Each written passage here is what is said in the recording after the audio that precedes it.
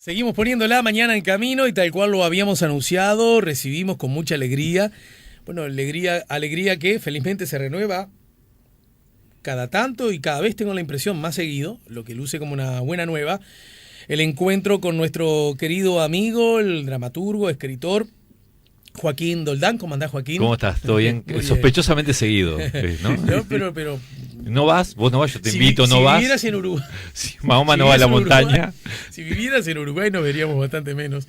Y en este caso acompañado por el también escritor sevillano Manuel Machuca. Hola Manuel, buen día. ¿Qué tal? Bienvenido. ¿Cómo está? Muchas gracias. Bienvenido en el sentido chico, estar en esta casa, en este lugar, y bienvenido en el sentido grande de esta nuestra tierra. Que, sí, muchas gracias. Que ojalá también la vivas como tú. Quiere pedir la ciudadanía, Manuel. Te voy adelantando. Bueno, que estás Quiero pedir desde aquí cómo hacerme ciudadano uruguayo. Bueno, estamos viviendo un momento, a propósito de esto último que dice Manuel, estamos viviendo para nosotros los orientales un momento bien extraño, nuevo para una generación entera, y es ver gente que nació en otros lugares que ha, entre comillas, decidido vivir en nuestro país. Sí, sí. Y digo entre comillas porque aquella persona que se va de su tierra empujado o por el hambre o por la falta de oportunidades o a veces incluso por persecuciones de cualquier tipo, no elige un carajo, ¿no es cierto? Sí, sí. Pero en todo caso es un fenómeno que nosotros los uruguayos lo estamos viviendo. Es más, Joaquín, seguramente tú lo estás advirtiendo viaje a viaje, claro, que estás haciendo. Claro, no, es espectacular. Caminás por la calle, ves colores de piel, acentos y que no tienen que ver con el turismo. Y la reflexión esta que hemos repetido mucho estos días, dentro de 10 años va a haber uruguayos con abuelos caribeños. Claro, ¿no? claro. Desde ya. Va a ser algo frecuente que tu abuelo sea del Caribe. Y es curioso también que nos refiramos a este fenómeno como algo nuevo, cuando nosotros, por el Está proyecto repitiendo que la historia, ¿no? Claro, lo único claro, es claro, pero yo, mis padres son de Galicia, de que claro, estamos hablando. Claro. ¿No? Pero en todo caso, Manuel, vos, por la edad que tenés 50 y poco, ¿no es cierto? Gracias. Sí. No fue un elogio a vos, en realidad fue un elogio a mí. Claro. También lo entendí. Seguramente ustedes en España, no sé qué tanto Sevilla en particular, Andalucía en general, pero más bien que han estado acostumbrados a exactamente lo contrario, es decir, a recibir gente, ¿no? Bueno, pero quizá ese sea un fenómeno probablemente más reciente, porque acá yo creo que es repetir la historia de hace un siglo, ¿no? Pero sí.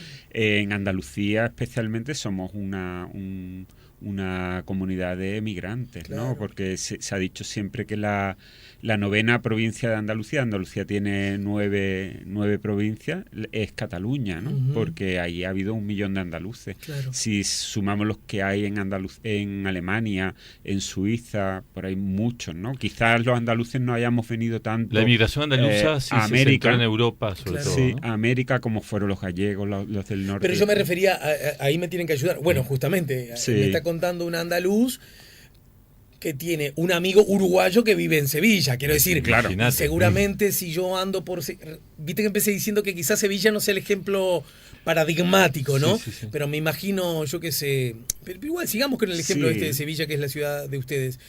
Bueno, hay gente que vive allí y que ha nacido en otros lugares. Sí, ¿no? sí, completamente. Bueno, el caso de mi hijo puede ser un emblema de eso, ¿no? Que ya es sevillano, un poco lo que hablamos hoy, claro. ¿No? A medida que pasan las generaciones ya se instala. Y bueno, y Sevilla sí es cierto que no, pero bueno, en Barcelona pasa y la gente de diferentes países. En el año 2000 por ahí hubo un fenómeno de mucha llegada de inmigrantes. Había la cifra de ecuatorianos, por ejemplo, en España llegaba a millones, ¿no? Sí. Un millón y pico de ecuatorianos estaban viviendo en España por el 2000 y pico. Correa fue el que un poco hizo la operación retorno. Sí. Pero bueno, es un fenómeno que va y viene. Eso es lo curioso cuando lo ves con un poco de perspectiva, cómo va y viene. Y lo que pasa ahora en Uruguay, claro, yo entiendo que se vea como un fenómeno nuevo. A mí lo que me extraña es que se repiten determinados estigmas, como por ejemplo el decir, vincular la delincuencia a la inmigración o vincular la falta de empleo a la inmigración, el susto, la reacción de la población de origen a la población nueva, cuando la población de origen muchas veces mira para atrás y es una población también extranjera, ¿no? Y ese estigma ustedes lo advierten ya sea aquí o allí, porque en realidad para analizar estas cosas casi da igual que sea aquí o allí, ¿no? Más bien que son como fenómenos del planeta. Igual. pero lo advierten como un estigma sincero, quiero decir, el que dice eso lo dice porque realmente lo piensa, o más bien que luce como una especie de argumento un poco oportunista fácil, para tratar de ocultar otros fracasos. Sí. Yo creo que ahí el gran problema es la crisis del modelo de sociedad que tenemos en el mundo, ¿no? Yo creo que estamos ante una crisis del capitalismo y una crisis fundamentalmente medioambiental, y que creo que esto está obligando a hacer unas migraciones muy grandes, enormes, ¿no? Igual que se ha aumentado muchísimo la desigualdad, lo digo por ejemplo en Europa, ¿no? Que es algo dramático. Esto está acuciado también porque hay una desigualdad en el mundo, ¿no? Los países ricos son cada vez más ricos, los pobres cada vez más pobres, y la gente a través de las redes sociales, de la televisión, lo que sea, han encontrado como una vía de arriesgarse la vida, ¿no? Y es dramático lo que hay en Europa de poblaciones africanas que cruzan el mar Mediterráneo para buscar un sitio donde vivir, y que lo dramático no es ya encontrar la muerte en el mar Mediterráneo, que es el fin, ¿no?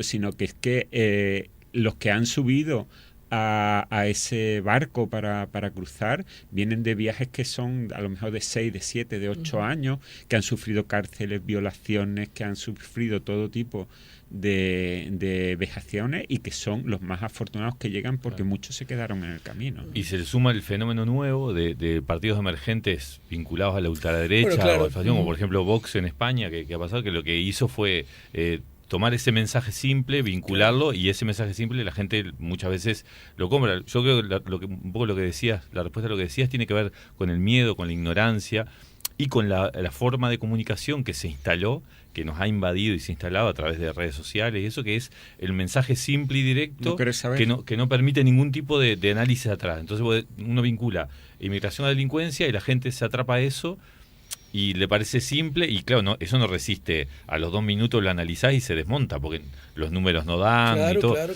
Pero aún así o por eso la emergencia del fascismo, que yo creo que yo lo dije y es un error también, no está emergiendo nada, simplemente es que se politizó, logró tener, es el peligro un poco de lo que está pasando en Uruguay también, ¿no? Que muchas veces esa ultraderecha vinculada a, por ejemplo, a la dictadura, adquieren como una voz, una forma política, se acoplan a la democracia, encuentran un lugarcito y da una voz que resuena, que a mí me da miedo, por llamarle miedo, por los jóvenes, no por los 4 viejos que encuentran una voz a su falta de razonamiento, de empatía con lo que ha pasado con la democracia. En España un poco yo detecté eso, ¿no? Había poblaciones muy envejecidas, inclusive, que continuaban y que encontraron en ese huequito, que sigue siendo una minoría, no nos volvamos locos con que se emerge y no sé, pero es una minoría que importante, que adquirió voz. El peligro es que esa voz, muchas veces, como es un extremo, los jóvenes se reflejan en ese extremo, porque ellos te dicen eso y te dicen, no queremos cargos políticos, que es verdad que no los quieren, porque como desprecian la democracia, no quieren cargos. Entonces el discurso, no quiero cargos, hasta a mí me hace tilín. Porque es que ¿sabes? En el fondo es un discurso de la antipolítica, y la antipolítica ha sido históricamente una aliada de las estructuras del poder. Totalmente. Porque guste o no guste, más lento o más rápido, más eficiente o menos eficiente, es a través de la política que las voces de los menos han podido ser escuchadas. Entonces totalmente. El discurso antipolítica es perfecto. Aparte, es favorable al poder. Desconfíe del que le habla mal de los políticos en general. Lo que no significa que a los políticos haya mirarlos con una mirada crítica, vigilante, atenta. Te dicen, por ejemplo, tolerancia cero a la delincuencia. ¿Qué es eso? ¿Qué es tolerancia cero? Porque claro, a nadie le gusta, nadie le gusta la delincuencia, pero te dicen tolerancia cero. Bueno, vamos, tolerancia cero. Y a nadie le gustan los delincuentes, todos estamos de acuerdo en ese titular. ¿Qué hay atrás? ¿Qué desarrollo tiene eso? Normalmente no tiene desarrollo ninguno. No. Tiene medidas ambiguas, que algunas ya han sido tomadas y han fracasado, algunas tienen ejemplos mundiales que tampoco han funcionado. No es claro, porque realmente la verdad de la delincuencia es disminuir la desigualdad, trabajar en políticas muy profundas, de largo plazo. Claro. Entonces, ese tipo de mensajes que exige un análisis un poquito más profundo, a la gente en las redes sociales le da pereza. Es más fácil en el Twitter, en el Facebook, más fácil decir, ¿no? explotó un cajero. Es más fácil decir que analizar qué consecuencias trae, qué medidas que se pueden hacer. Además, con él, disculpen, ¿no? Acá en Uruguay ha pasado que ha habido como una ola de cajeros automáticos robados por explosiones. Actividad delictiva que ya se ha producido en otros lugares. Hace años en Europa del Este es como una perversa que tenemos aquí es creer que en el fondo nos creemos tan importantes que acá puede haber una forma de delito que no haya ocurrido antes. Claro, la innovación. Sí, una cosa absurda por donde se le mire. Pero además incluso con el agravante que en todo caso, por supuesto, tolerancia cero al delito, porque es un delito, aunque tengamos la más alta de las miradas críticas a propósito de los bancos y el sistema bancario. Pero aún así, no, esto está mal. Pero aún así hay que decir que este tipo de delito, que algunos han salido bien y muchos otros han salido mal, no ha provocado en Uruguay una sola muerte, por ejemplo. Claro. Cuando, un tiempo atrás, mientras se permitía el dinero en estaciones de servicio, no sé cómo se le llama, gasolinerías, sí, ¿no? igual.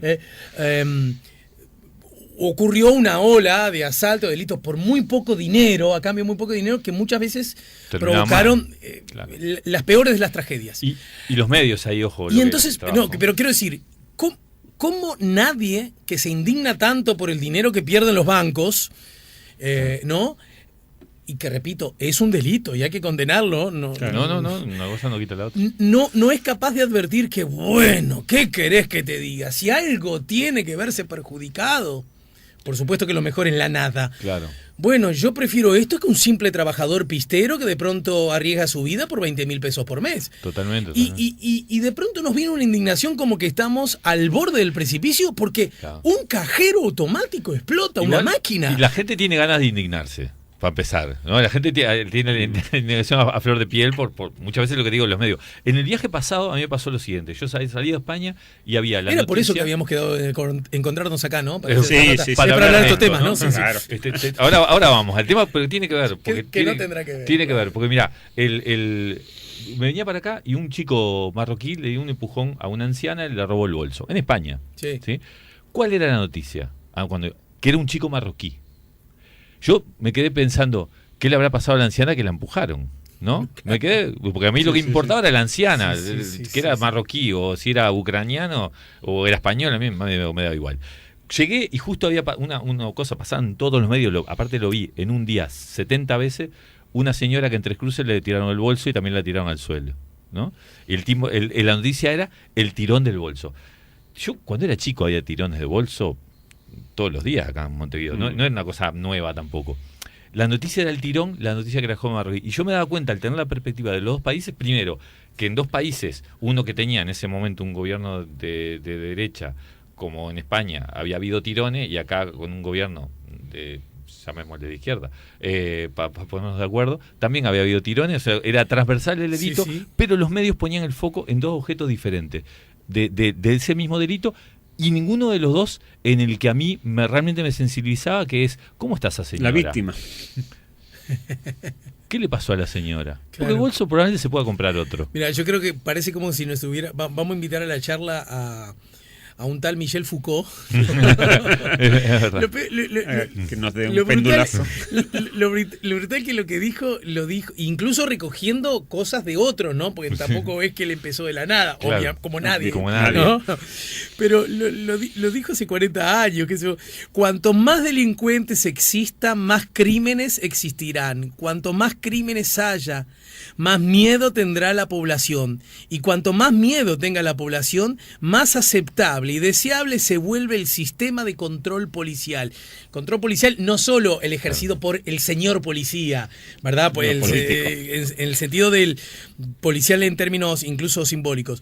La existencia de ese pequeño peligro interno permanente es una de las condiciones de aceptabilidad de ese sistema de control, lo que explica por qué en los ¿por qué en los periódicos, en la radio, claro, no estaban las redes sociales todavía, ¿no? Estaban, si no los pondría. En los periódicos, en la radio, en la televisión, en todos los países del mundo, sin ninguna excepción, se concede tanto espacio a la criminalidad como si se tratase de una permanente novedad. Es verdad. Es tal cual. Entonces, es tal cual. Mira, el libro que te trajo Manuel, 3.000 viajes al sur, está ambientado en las 3.000 su última novela, por ahora.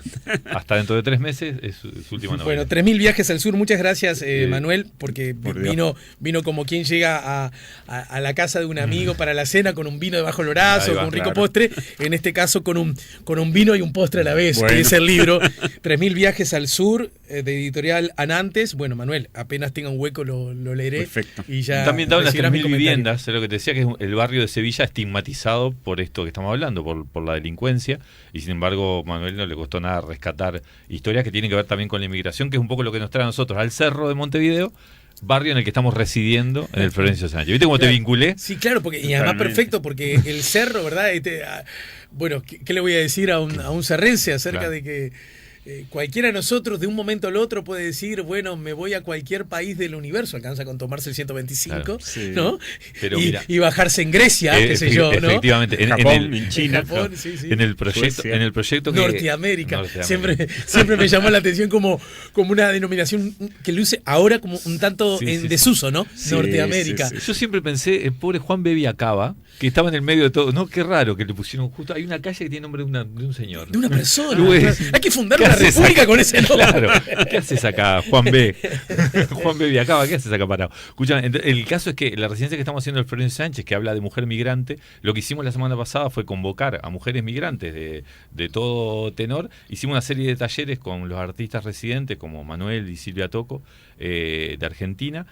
Y de esos talleres la gente nos contó sus historias de inmigración o las historias de sus abuelas o de sus bisabuelas. ¿Sí? Y de todos esos nosotros durante toda esta semana lo que hicimos fue elaborar, en mi caso, textos para que las dos actrices, Verónica Cazzioli y María Clara Vázquez, interpreten, Manuel cuentos y Silvia poemas. Esto, todo el conjunto. Y lo tuyo dramaturgia. Lo mío dramaturgia. Todo esto igual se publicará en un volumen que se editará la Intendencia de Montevideo por allá por octubre, noviembre este mismo año, porque son los fondos de Iberescena. El caso es que el viernes hacemos la devolución en el Florencio Sánchez con la misma gente. Y vinculo con lo que estábamos hablando. Mira, por ejemplo, una de las chicas que fue una muchacha de 30 años, venezolana, de inmigración reciente. Arranca y dice, después de que 15 talleristas hablan de que son lituano, polaco, armenio, no había uno que fuera del mismo país, no, por supuesto gallego, italiano, no sé qué, dice, tengo problemas de integración. Y yo decía, qué absurdo, ¿no? ¿En qué tenés problemas de integración? Si acá no hay un aborigen. Claro. O sea, no somos ninguno de acá. ¿Cómo una persona puede decir tengo problemas de integración? Dice eso y lo más curioso, y cantan una murga, ¿no? Pero bueno, no, porque tío, para no estar integrada el corazón. Imagínate que está integrado. Que está integrado el primer ministro está disfrazado de todos nosotros. Claro. Pero es curioso que también, que tiene que ver con lo que hablamos de la seguridad. Cuando cuenta por qué se va de Venezuela, ella se fue, vino hace tiempo, ella se fue porque tuvo la sensación de que se iba a complicar. Esto se va a complicar, más vale que nos vayamos. Como quien está en la playa y como el paisano que mira el horizonte y ve la nube, ¿no? Esto se va a complicar. Entonces viene, y una vez que viene, a los 2 días se vio en un hábitat de rehén con un chorro con una pistola en la cabeza. Y dice que pensó, pues se complicó, se puede todo. Como el cuento aquel de García Márquez, algo va a pasar, algo grave va a pasar en este pueblo, ¿no? Que lo empezó diciendo una viejita, se corrió la voz, todo el mundo se fue y la viejita terminó diciendo, yo sabía que algo grave iba a pasar en este pueblo. Es tal cual, dice que ella después de pensar en su hija y en todo eso, yo lo cuento en público porque va a ser público, va a salir en un libro, así que imagínate. Y dice que estaba ahí con la pistola en la cabeza y decía, mirá dónde me vine a morir, ¿no? Qué cosa más absurda. Claro. Fíjate lo que es lo que hablamos de la sensación de inseguridad y que vivas un episodio de seguridad. Claro. Lejos de salir corriendo, luego de vivir después dice que venían a preguntar a la policía qué tal estaba, no pasó nada, dice, no, yo estoy bien, estaba hasta conmovida por lo que le había pasado. Empezó ese proceso que tiene que ver con eso, con su problema de inmigración, sobre todo, yo me he dado cuenta, o lo que pude leer de lo que nos contó, con los venezolanos que estaban acá. Su principal problema de integración tiene que ver con que cuando uno emigra muchas veces deja un hueco en el lugar donde sale que tiene que ver con sus afectos, con su propia vida, con su infancia. Y ella nos decía que cuando uno se va, la vida de los demás sigue. Y es rara esa sensación del inmigrante. Claro, pero es que, salvando la distancia, seguramente motivado por otras razones, cuando Neruda dice, nosotros los de entonces ya no somos los mismos. Claro. En este caso podría aplicar no solo al uno, sino a esa esquina que una añora, a ese que... Claro. Te habrás mudado de barrio seguramente. Claro. Mirá, Obdulio Varela... Te cuento porque no tenés por qué saber. Obdulio Varela, el emblemático capitán del Maracanazo uruguayo. Sabe casi todo de Uruguay, te puedes imaginar. Pero yo me tomo por las dudas. Estoy aspirando a la ciudadanía. De hecho, está esperando un mate. No, porque para aspirar a la ciudadanía tenés que saber sobre Obdulio Varela. Claro, por eso. Probablemente no sobre... ¿Es con H o sin H? y él decía, fíjate vos, un veterano que tenía todo para verse tentado por la... siempre cautivadora idea de que el tiempo pasado fue mejor, y él, campeón del mundo, ícono, emblema, referente, la mar en coche, cuando le decían que el país del antes, el fútbol del antes, el antes, dijo, no, mi amigo, no se confunda, lo que estamos extrañando no es el barrio de antes, el que estamos extrañando era el joven que fui antes y que ya no soy, exacto, ¿verdad? Con una sabiduría propia de los grandes, ¿no? Yo digo que por eso fue capitán. Claro, seguramente es esencial tener un capitán así, ni que hablar. No, pero hubo, ya te digo, es realmente impactante. Nosotros hicimos constelaciones en el taller, realmente, constelaciones familiares, viste que se usa mucho en psicología ahora, porque claro, todo el mundo hablando de sus abuelas, todo el mundo hablando de sus madres, ¿no? Enfocado fundamentalmente en mujer, por el proyecto se llama Mujer Migrante, porque era la visión de la mujer que muchas veces estaba acorralada en la cocina, ¿no? Para vos, Manuel, ¿qué significó? Porque yo pienso en vos, Joaquín, imagino, bueno, sí, pero venís de esa cuna, ¿no? Sí, claro. Y de algún modo hay hilos de acero que no se rompen de ningún modo. Totalmente. Pero en tu caso, Manuel, venir acá, encontrarse con esas historias, ¿cómo fue? A mí me ha servido, por ejemplo, para enlazar con ese barrio, ¿no? Porque creo que tiene el barrio el barrio de las 3.000 viviendas de Sevilla, que es un barrio que está aislado, que tiene problemas de delincuencia, que hay mucha desigualdad, que hay una migración creciente y desordenada, ¿no? Yo he establecido muchas líneas de enlace y muchos aspectos para comparar y para entender, ¿no? Y la verdad que he encontrado muchas similitudes en lo que significa el ser expulsado, ¿no? Porque es que un migrante tenemos que tener la prioridad de que cuando hay mucha migración tenemos que ser conscientes de que esa persona es una expulsada de su tierra, que nadie se va de su tierra por gusto, ¿no? Y por lo menos que en un sentido mayoritario y colectivo uno va buscando algo mejor siempre, pero a veces con una patada en el trasero que se le da en ese país, ¿no? Y yo siento y he sentido ahí el dolor, ¿no? de las personas. A mí me llamó, por ejemplo, mucho la atención, y veo la tristeza, la inmensa tristeza, por ejemplo, que en este barrio hay de cuando fueron expulsados de sus barrios para que otros especularan, para que en sus barrios antiguos se generaran pues barrios para ricos y ellos conducirlos a la marginalidad. O sea, especulaciones inmobiliarias, digamos. Inmobiliarias, que se le llama la gentrificación ahora, que es uno de los grandes problemas que tenemos. ¿Cómo se llama? Gentrificación, que es uno de los grandes problemas que hay en Europa ahora mismo, ¿no? Y en Sevilla, que es una ciudad muy poco industrial, que ha vivido siempre de la especulación de fincas, primero rurales y luego urbanas. Es un problema clave, porque es el negocio de la alta sociedad sevillana. No trabaja, acá especula, en Barrio Sur, casi que en Barrio Sur puede ser un lugar donde, y podría llegar a pasar. El otro día Fito Gali me decía que en un lugar europeo el cerro sería un bar, claro, sería eso, o sea, que vinieran capitales y dijeran qué lindo es vivir en el cerro, qué lindas casas, vamos a echar a la gente para vivir nosotros. El origen mismo del cerro, el plan era ese, ¿no? Imagínate, ladera, cerro, parte alta de la ciudad. Lo que pasa es que la aparición de los frigoríficos terminó como lo llenó de obreros. Ese proyecto, ese globo, ¿no? Pero de repente en Barrio Sur hay como un olorcillo que puede pasar una cosa así, el fenómeno de gentrificación. A mí me llamó mucho la atención, me ha llamado la atención en el Cerro de la Migración Antigua, el alto índice de suicidios que había en la población, y lo entiendo como un proceso de no superar la nostalgia de donde salen. Por eso veo que es muy profundamente injusto, ¿no? Y escuchándote a ti de hablar de la chica venezolana que decía que la migración de ahora es menos romántica que la de antes, ¿no? Yo creo que, claro, los emigrantes antiguos, los que son nietos de emigrantes, cuentan la historia como una épica, ¿no? Como la épica del héroe, como una novela romántica, ¿no? Pero de pronto te encuentras y dices, pero si es que el marido de esta se suicidó, el otro se tiró por no sé cuánto, el otro escapó porque no podía más y tal. Y lo que falta es la perspectiva, ¿no? Claro. La perspectiva del tiempo. Esta chica lo vive como muy duro, como lo vivirían estas personas en su momento, porque al final, aunque ella diga que no hablamos el mismo idioma, de alguna forma nos entendemos, ¿no? en castellano, ¿no? Pero un lituano, yo miraba un mapa mundi donde estaba Lituania y la de vueltas que tenía que dar para llegar a Uruguay. Claro. Me parece impresionante. Y hay gente que se fue de pueblos que después el pueblo desaparecía, claro. Se lo comía la guerra. O sea, el tipo no tiene un lugar a donde volver. Pero además ni siquiera tuvo chances, porque ahora todavía estamos muy montados arriba del fenómeno como para poder medirlo, ¿no? O estudiarlo. Aunque seguramente alguien lo está midiendo y alguien lo está estudiando, sí.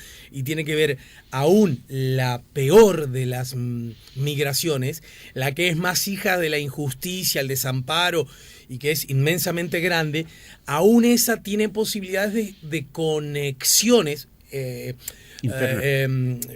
tecnología mediante, con alguien de la gente que dejó y con alguien de la gente que va. ¿Se entiende? Sí, en aquel momento cambiaba, era, imagínate. Si te he visto no me acuerdo. Era alguna carta que podía llegar al año.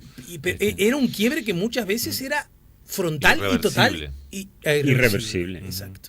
Sí. La pucha, ¿no? Era otro eso sí que era estar colgadito del pincel, como decimos acá, solito. Claro, solito, y aparte imagínate eso, que un polaco se está viniendo a Uruguay. ¿Qué era Uruguay? Claro, ¿Qué no es lo mismo que un español podía? se venga a Uruguay.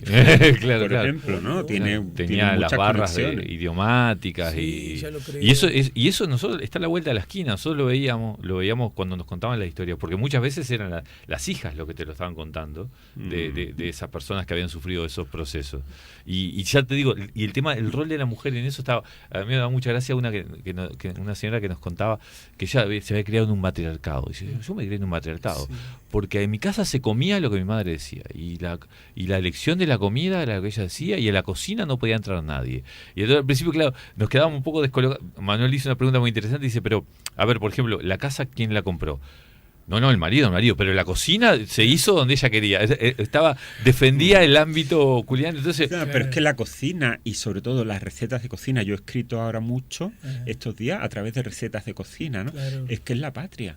Claro. Es lo que queda de la patria, ¿no? Es que para una lituana que no conoce Lituania todavía, pero que su abuela vino de allí, la smetanka, los vinkles, eso es la patria. Sí, para los, mismo, ¿no? Para los hijos de los armenios, el hacer el pan, ¿no? El hacer el pan todavía con la receta, con las semillas que tenía que ir a comprar al mercado del puerto, eso es la patria. Porque la patria muchas veces no es una connotación política, la patria es la comida que te enseñaron a apreciar. Todo esto de lo que estamos hablando va a tener en algún momento forma de libro, además, exacto, ¿no? Exacto, libro, y si todo va bien, el año que viene, forma de piezas teatrales, que es un formato, estamos... iba a decir digamos ejerciendo un tipo de teatro que se llama teatro cívico, el teatro que no está ni por la vía privada y muchas veces tampoco aparece comúnmente, sino que es un teatro muy despojado, sin escenografía, una sola actriz en este caso, sin mucho vestuario, sin mucha cosa, ahí parada en el ámbito que sea, diciendo un texto acorde y sobre todo, ya te digo, en una temática que tiene que ver, como en este caso, el tema de la emigración, ¿no? Esto fue un poco, Verónica lo hizo a través de, lo viene haciendo hace tiempo en Europa y aquí en Uruguay, una obra que se llama Rivka y yo. Sí, claro. Lo hizo en ese ámbito y es un poco, fue el detonante que cuando lo hizo en el Florencio Sánchez, Ana Montes de Oca, la directora del Florencio, fue la que dijo, ¿qué podemos hacer con todo esto? Verónica es una de las actrices, ¿verdad? Una de las actrices y coordinadoras del proyecto. La otra sería María Clara. Entonces, un poco esto va a tener como dos etapas. El libro, con los cuentos de Manuel, las piezas teatrales. Que a mí me gusta mucho que la gente lea teatro, por eso me entusiasmó el hecho de que ver las piezas teatrales también para... inmersas en el libro. Y los poemas de Silvia, que el otro día nos leyó dos y terminamos todos Silvia llorando. Tocó la Argentina. Sí. Yo creo que se trata de rescatar las historias que ni la política ni la historia han reconocido, ¿no? Claro. que son la historia de la humanidad, ¿no? Bueno, que para eso está el arte, ¿no? Claro, eso yo creo que el teatro cívico es eso, ¿no? Sí, tal cual. Bueno, a ver, es tu primera visita, ¿no, Manuel? Es la segunda. Vine hace 10 años. Bueno, Perón dicen que decía, si una cosa ocurre una vez, lo más probable es que no vuelva a ocurrir. Pero si ocurre 2 veces, lo más probable es que ocurra 3. Así que bueno, estaremos atentos a tu tercera visita. La tercera ya. Bueno, mi querido Manuel, gracias por el tiempo. Muchas gracias. Gracias por la visita. Y gracias. Como dicen en México, ya que hablamos de fronteras lábiles, su casa de usted. ¿De acuerdo? Bueno, y mi querido Joaquín, no sé, nos veremos dentro de media hora. No, nos vemos la semana que viene, estoy por acá, claro, de verdad. Ni un columnista viene. De verdad. De verdad, muchas gracias, Joaquín. A vos, como siempre. Por la visita y por la generosidad. Y como decimos siempre, la próxima. Te tengo que contar lo del INAE. Es cierto. Bueno. Lo dejamos pendiente. Ya está ahí. Ya estaremos acá. Señores, nos acompañaron los queridos amigos, escritores, ambos en algún modo sevillanos, porque bueno, en algún modo ya lo son, ¿no? En algún modo, sí, ¿verdad? En varios modos. Que nos ayudaron a poner la mañana en camino, Manuel Machuca y Joaquín Doldán. Estamos poniendo la mañana en camino, estamos en el 98.7.